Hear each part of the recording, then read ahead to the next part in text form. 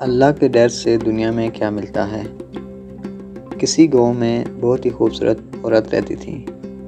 وہ بہت ہی غریب تھیں مگر متقی اور پرہیزگار تھیں۔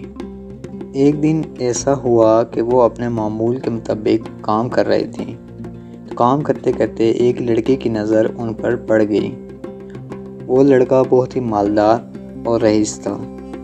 اس لڑکے نے جب ان کے نورانی چہرے کو دیکھا تو وہ ان کی محبت میں مبتلا ہو گیا۔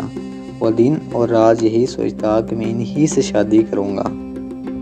وہ یہی کہتا کہ میں ان سے محبت کرتا ہوں، میں انہی سے شادی کروں گا، مگر بدقسمتی سے اس کی شادی اس سے نہ ہو سکی۔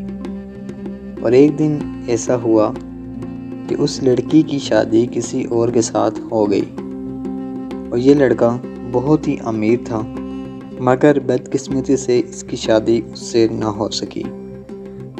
اب اس کو اس کے لوٹ آنے کی کوئی امید بھی نہ تھی، مگر دل میں یہی خیال کرتا تھا کہ میں اسی سے ہی شادی کروں گا، میں اس کے بغیر کسی اور سے شادی نہیں کروں گا۔ حالانکہ اس نیک عورت کے 2 بچے بھی ہو چکے تھے، مگر یہ دل میں یہی خیال کر رہا تھا کہ میں شادی اسی سے ہی کروں گا، نہیں تو میری زندگی ایسے ہی گزر جائے گی۔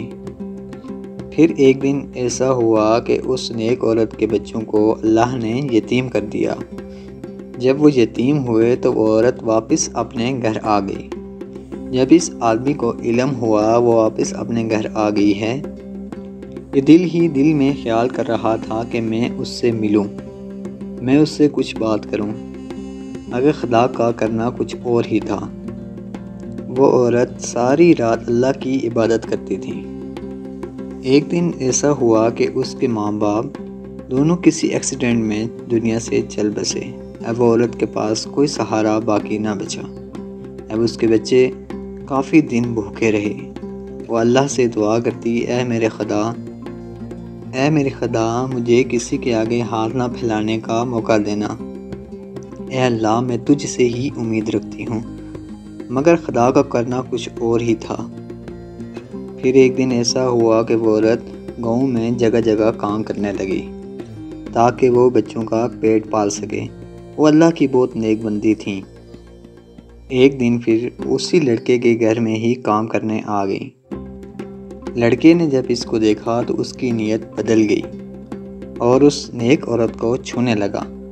وہ عورت بہت ڈر گئی اور اس سے کہنے لگی، اے اللہ کے بندے میرے ساتھ ہاتھ نہیں لگانا، تو مجھے چھوڑ دے، اللہ تجھ پر آگ حرام کر دے گا۔